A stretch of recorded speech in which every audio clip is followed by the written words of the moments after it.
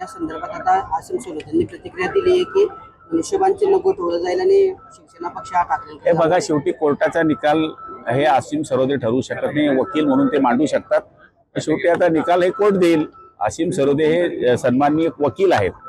वकिलांनी वकील सारखंच बोलावं. त्यांनी तिकडची फी घेतली असेल एका दिवस, काय सांगता येतं. यावर संजय राऊत म्हटले भाऊ की निवडणूक आयोगाने 5,000 कोटींना पक्ष शिंदेना घेतला असं म्हटलेलं आहे. नोटा मोजायला तेच होते ना. कुंभमेळ्याच्या पार्श्वभूमीवर बनावट ऑर्डरचा एक मोठा गैरप्रकार समोर आलेला. जो कोणी असेल त्याच्यावर कारवाई झाली पाहिजे. कारण की कुंभमेळ्याला सुद्धा असे चोर घुसले असतील तर हे धर्माला बदनाम करण्याचं काम करतायत, हिंदू धर्माला बदनाम करण्याचं काम करतायत. कुंभमेळा हा आनंद पर्वचा उत्सव असतो. इथं पाप धुण्याकरता लोक येत आहे. हे पाप करतायत, या पापांना जेलमध्ये टाकलं पाहिजे.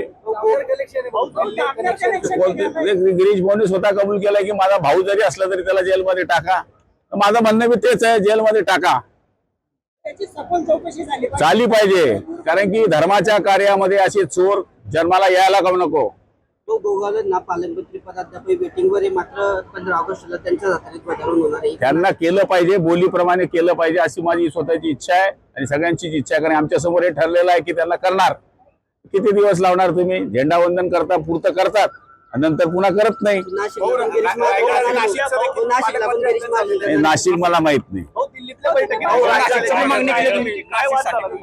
नाही हो, बिलकुल वाद नाही झाला. निधी मागणे म्हणजे वाद करणे नाहीये. मी राज्याचा वकील आहे. मी देशाच्या वकिलाकडे मागणी केली की आम्हाला पैसा द्या. याच्यात काय वाद आहे? पैसा मागणं काही वाद थोडी आहे.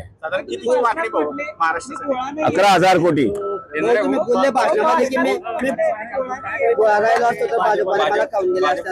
हे बघा, मी विनोदात बोलतो, तुम्ही असं मजाक करताय यार. चलो भाई,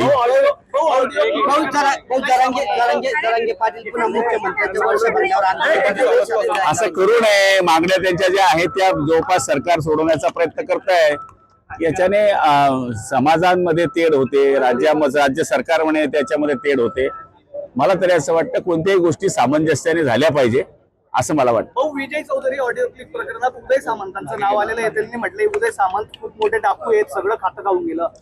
अजून किती क्लिप आहे त्याच माहित नाही, कुठपर्यंत जातील मला माहित नाही. उदय सामंत बाकी आहे, बाकी बडी झाकी आहे, बाकी दुसरी आहे.